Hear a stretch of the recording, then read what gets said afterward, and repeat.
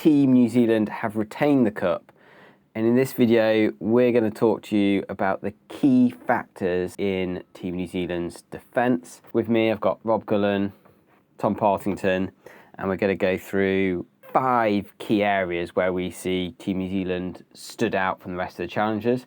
Now the first one I want to talk about was their big visual difference, if you're looking on the stern cam with Team New Zealand, was they had a twin main sheet system, and that was unique for this cup, apart from the one they sold obviously to the French, but it was a new design for this cup. And what it meant was they could independently control the tension in the skins. I'll cut in and give you a little demonstration with my Team New Zealand model. Now, the big difference between the teams was that Emirates Team New Zealand had a separate main sheet for each skin. So they had 2 main sheets. Both main sheets were sat on the boom, but they had one main sheet that went to this skin and pulled on it, and one main sheet that went to the leeward skin, the port skin, and pulled on that. They were completely independent. All the other teams had a single main sheet, which then just had a kind of like a Y strop and effectively pulled on both skins, but then had some sort of basically like a little strop between the 2 skins. The first thing to realise about all this is basically when you add mass rotation, the skins want to slide over one another there, because the leeward skin, as you look down onto it, the leeward skin is pulling round more, so it's got a greater distance, a greater arc, so that when you pull them to a single point at the back of the boat, you can see you get that separation between the skins, where the windward skin's wanting to slide back and the leeward skin is wanting to slide forward. Now, you'll notice in some of the stern cam from INEOS that actually at the foot there isn't much differential between the skins, and that's because the windward skin is under pressure. So even though it wants to be taking a shorter distance and slide backwards, what happens is, because there's pressure pushing this sail in towards the other skin, they end up actually pretty close, and that ends up with you probably having over camber in the windward skin compared to the leeward skin, just because you've got that lack of control. So the first thing that Team New Zealand can do with this twin skin main setup is actually have a setup where the windward skin is appropriately deep. So not overly flat, but just appropriately deep to start off with, so that they've both got an equal curve, kind of an equal fairing. The second thing I want you to know about these rigs with the rotating mast is how important the rotating mast can be for actual overall sail trim. If you're just working on traveller movements here, looking down the sail, so I move that traveller up and down at the bottom, actually the top of the sail is moving very little, whereas mast rotation, even keeping the traveller fixed at the bottom, mast rotation, you'll see, actually affects the sheeting angle at the top of the sail hugely. Obviously it adds camber at the bottom, but it's also affecting the sheeting. What happens if you don't have independent control, if you have the windward skins, both skins together, when you sheet on, you'll see they kind of pull apart at the top. Whereas if you are able to have differential in the skins, like this, so I've put the differential in at the bottom and then pull down on the 2, you'll see they're much closer apart. So as I remove that differential at the bottom, skins come apart at the top, whereas I've put the differential in at the bottom, skins come together at the top.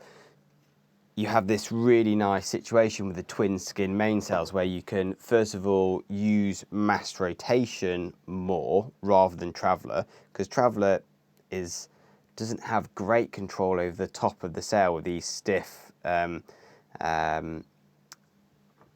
rotating masts. So you can use mast rotation and your traveller movements or your fair lead movements and your skin differential to kind of keep this windward skin taut and a nice fair line. And basically you can trim the sails a lot with mast rotation and skin differential rather than traveller movements. Now obviously you still can use traveller movements, but I think this does represent a more energy efficient way of trimming the mainsail. The other benefit is using traveller main movements. If the top of the sail isn't moving too much, you're adding and reducing power down low, but when you're easing the sail, you're not necessarily easing the top of the sail, which has got the most healing moment on the boat. You know, if you get a gust and you're overpowered, you really want to ease at the top, whereas doing the traveller isn't easing at the top. Whereas, as we've already said, doing the mast rotation is easing at the top. It's twisting that sail away at the top, and it's adding a bit of camber and power down low. So it's using mast rotation to trim the sail. Mast rotation and skin differential to trim the sail is doing exactly what you want to happen when you get hit by a gust. Basically similar to what Cunningham does, or what Cunningham can be really effective at doing, is twisting the sail when it's at the same time it's depowering it. But again, it's a bit more of an energy efficient tool than Cunningham. Cunningham needs huge amounts of tension to bend the mast to create that twisting effect, whereas this is actually just twisting the sail plan by using the mast low. So I think they are the reasons, they're the mechanics of why this twin skin system is a really good addition to the boat. How important was that compared to the INEOS, like in terms of what you saw in terms of sail shapes that teams were achieving? So initially I was pretty sceptical that it was that much of a big influence, but actually the way that their ability to manipulate the effective airfoil section of the sail, especially in the lower parts, for me felt that they could adapt the sail shape to make it a deeper section, so maybe less stall susceptible. They could fare the mast in better to that bottom section to keep the flow going. Because initially I saw it as that if you pulled the tension on the windward skin, you effectively had a less cambered sail. So it was generating less lift, which then I thought would mean less acceleration and not necessarily as good out of the tacks. But actually the manipulation of that shape to make it a less sensitive airfoil shape, for me actually is a massive pro, especially in those high, where you've got the apparent wind changing quite a lot and then wind swapping from side to side. I mean, I think one of the things that I thought looking at the power data was that generally Team New Zealand's average powers was less, but their peak powers were greater, which maybe you could say there was some sort of correlation with, you know, mark groundings where they were doing large sheet movements was maybe a little bit more power intensive, but in the straight line more efficient. And I think I'll put in a bit of footage here to try and illustrate this. I think Emirates Team New Zealand were doing more straight line trimming with mast rotation and differential with the skins, whereas INEOS were doing most of it with traveller movements done by the helm, and then by the trimmer doing Mainsheet and Cunningham. That's my opinion, as it was a kind of thought actually really accurate with how the skins slide over each other at the foot. Maybe it allows a more energy efficient way of trimming a main than INEOS were using. Output of this is faster acceleration out of tacks, it seemed, rather than necessarily top speed, because when the data's filtered down to purely straight line without turning, we saw that INEOS were comparable, or in some cases, well, faster upwind on one day, faster downwind majority of the days, but that's highly filtered data where you're looking at the end of the run.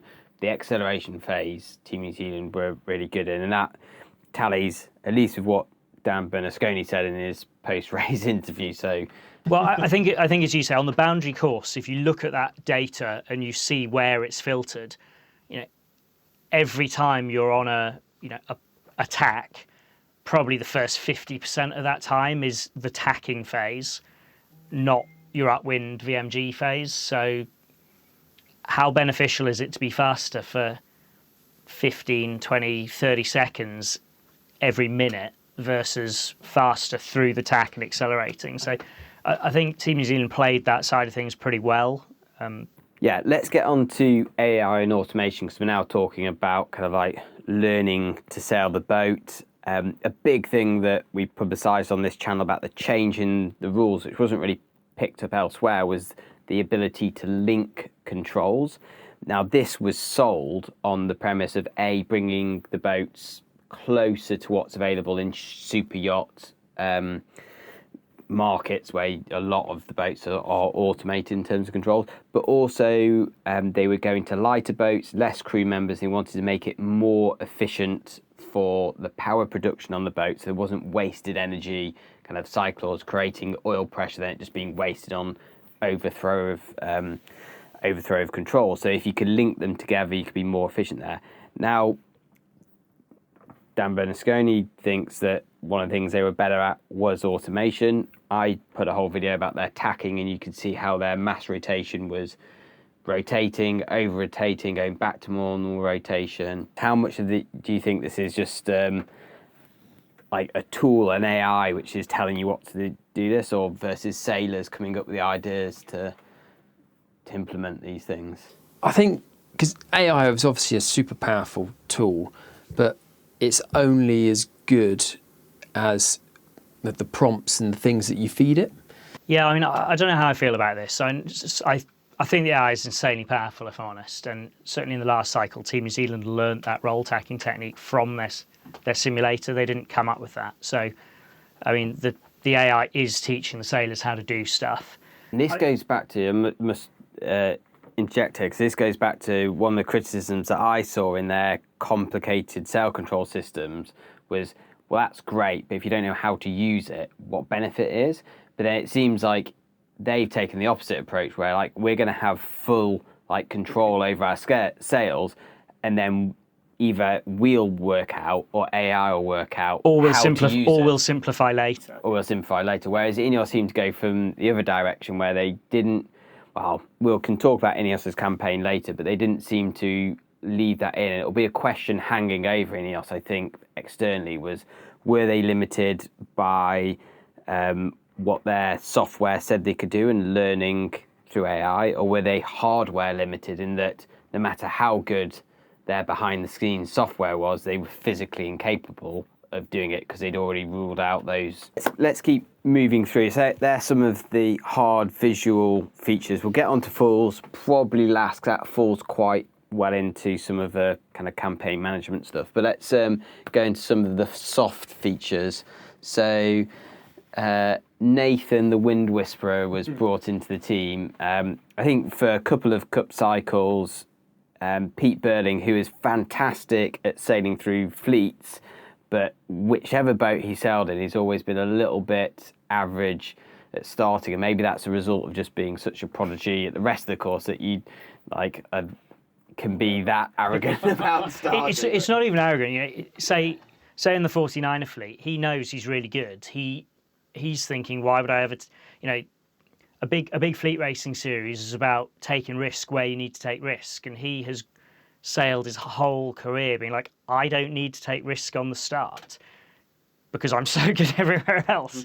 So when that has been your whole career, it's not a thing that he's ever really had to be like, you know what I need to do? I really need to take more risk on the start. It's just not in his psyche. Yeah. So. But he brought Nathan in because actually one area where they have been undermined in a couple of America's Cup is starting. I think there's a wider thing. First of all, there's Nathan's integration with the team. How much of an element was that? And then just generally that quad of sailors who were the after guard. Do we call them the forward guard now? They're all sat in front, aren't they? I don't know, but the sailors. The sailors. The sailors. Let's talk about Nathan. What do you think about his impact? First of all, to the starting, because that was where they theoretically had a bit of a hole in their performance.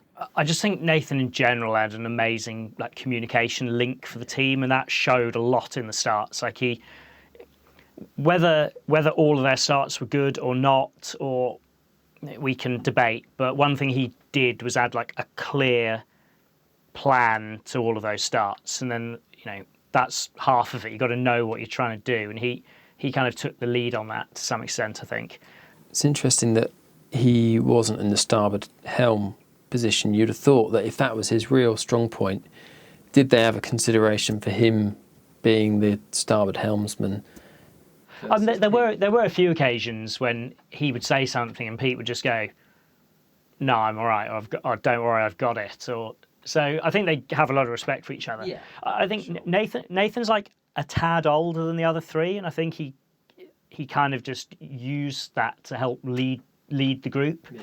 And he's also got a lot of experience of like height. I mean, not that Pete doesn't. So that's the thing. They've experienced so much stuff while being quite young. They're incredibly level in Yeah. terms of their achievements, their ability, respect for each other. And I do agree, he has this kind of super chilled approach to it, concise communication, and obviously he's head out the boat. That's how he sails, and you get that feeling for when they're sailing that he's not bogged down with what's going on in the boat at all. He is looking up the course. He's sailing in as if you were sailing a slow single-hander, which is. I did think their helms hardly did any looking in the cockpits when you were watching them. They just were always looking forward. It just never looked like they really needed to be head in the boat that much. No. And their communication was, I mean, their communication is like an example they should show in kind of business consulting courses. And like, this is how you talk to teams and how teams should communicate. It was a really, really like, and I'm not sure how much of that is just natural Kiwi culture and respect for each other, or how much of that is a learnt thing that they decide is really important and they train for it. I'm sure it's a bit of, it's not, it won't just all come naturally. There'll be, they've worked really hard at it. Yeah. So, I mean, this might offend some Kiwi sensibilities. Not the vast majority of Kiwis. No, just the sensitive ones. Just the sensitive ones who comment on the videos. But I actually thought that they lost the majority of the starts, depending on what metric obviously it's quite a subjective kind of thing. Well, they did. But they basically lost the majority of the starts under whatever metric you choose to measure the starts under. Like fact. Yeah. This is going to get wrong going, isn't it? I felt like Nathan and the way they worked together did get them in a better position they would have been otherwise. So I think he was a net benefit there. Andy Maloney and Blair Tuke were also in that tactical, strategical discussion, whereas INEOS, the trimmers, were very much trimmers, and their interaction with the helms was about a helmsman to trimmer interaction rather than a strategical one. What does that also tell us about how they're controlling the boat? Well, there are two options, aren't there? Option one is that they have so much respect for each other that they don't even question what their trimmer is doing, and their trimmer feels no need to justify it ever. Or option two is that the trimming role is actually just a case of dialing up and down your presets, and all of the hard work was done months before in your simulator and your VPP, and you're validating that in your training. And actually, while they're racing, they don't really have to think about trimming the sails. It's just largely happening automatically. Communicating as a 4 versus a 2 is it's so much more challenging. So if you are feeling less comfortable within your kind of operating space, like within the boat, within sailing the boat, and you're mentally working much harder to do that, then communicating as a 2 makes complete sense. So I kind of agree with what Rob's saying. They've obviously, their mental load of sailing the boat is much lower. It's got to be able to communicate as a 4. I think we can also read a lot from where these people are positioned in the boat. So the Emirates Team New Zealand trimmers are sat in front of the helms. Like, if they really needed to see sails, obviously you can have cameras and stuff, but like, they've been given Back is the best place to sit. see the sails and the foils, whereas they've been sat in the front where they can see the course and their conversation is inputting about the course. So there has obviously been a point where they decided, well, actually, we're going to automate it to the point where the trimming is low enough tolerance that you can then be warranted to be put in the position when you have the best view of the course. I'll put up an image on the screen of the trimmer cockpits, and one of the interesting things there is, looks like they've got some sort of yoke for the flight control, and it looks to be the case because on the port versus starboard side, this control unit is further outer. It also, like, the shaft of it looks grey, as if it's been like worn down, moving in and out, and it's kind of like a smooth bore. Also, with them being sat at the front of the boat, they're not ever heads down looking at like an altitude display. They're looking at the deck of the boat and the horizon, like you would in a plane, effectively. So that's an interesting development. Obviously, they didn't show us the cameras in that cockpit for good reason. Yeah, I think that's where all the good stuff's happening. Right, so then the next thing, moving on, these 2 points go together. So 2 elements: general campaign management from MH Team New Zealand. And then also linked into this was the Modular Foils. I'm going to start with the Modular Foils because it's a good example of mitigating some of their disadvantage as a defender. So one of the issues for Team New Zealand in this cup, defending abroad, was always going to be, their industry of manufacturing this boat, their foils, is based in New Zealand, and they were going to have to take that stuff and either fly it at expense or ship it at a time expense to Europe, and they were going to be on the back foot of that. So any additional time they would gain on the back end from only having to be race sharp in October versus August, they would lose on shipping. But one of the areas where they were able to claw back that time was in the modularity of their foils. This is something that Grant Dalton acknowledged when he talked about the round robins and the final World Series event, was they were kind of optimizing, selecting between the modularity of the foils. Is that when they were swapping them around? Yeah, so they're technically not supposed to swap them during a phase of competition, but they can swap if they damage them. So we can only assume they damage them. Their foils, what the interesting thing about them was they went for a more of a tubular bulb, and that makes it quite easier to add or remove length to it, because you've got less of a three-dimensional shape. Doing this, while it seems like a simple, clever idea, I think to engineer that and make it good is a really difficult thing. So they've totally nailed it to actually achieve something good and have the modularity. By far the most impressive engineering out of all the fact that no one else thought that it was or went down that approach, probably because of structural implications, to actually put it off, to mitigate design pretty late to mitigate risk. Everyone's being designed the defender, the best foil they can design, and Team New Zealand designed the best foil they can design, and then made and it had adjustability in it. Yeah. That's so maybe they were ingenious. inspired by. Really impressive idea, and lots of good things about the foils. There's a whole video on how they had the straightest leading edge, taping the trailing edge to kind of this forward sweep, and the kind of structural implications of that, which are quite interesting. But this modularity is probably more of a cup winner, I think, than the actual planform shape. Also, the winglet or wingtips were also modular. So when they first launched, the foils were actually narrower because they didn't have the race wingtips on, and they put different wingtips on. In the round robins, we saw them put on wingtips quite similar to INEOS, to Test, and then when they raced, they've gone back to their more swooping wingtips. So really good way of saying, look, this is our advantage, this is our disadvantage, this is where we're coming from. How do we make the best of this situation to make sure we have the most competitive, rather than just asking the question of what's the fastest foil we can build. But it's also the same philosophy of let's not rule stuff out early. Let's keep, let's make our decisions at the last possible moment when we know the most, and they just keep their options open till late, and then because of that they can make better decisions when it comes down to it. But I feel this is actually just a trademark of the team. Like, they don't make the easy decision. They often do it the hard way, but quite often tends to be the best way. There's a few of elements of campaign management, and some of these are going to intrude into what people perceive INEOS being a weak challenger, and that some of these things weren't ruled out. But they made the challengers training time really limited.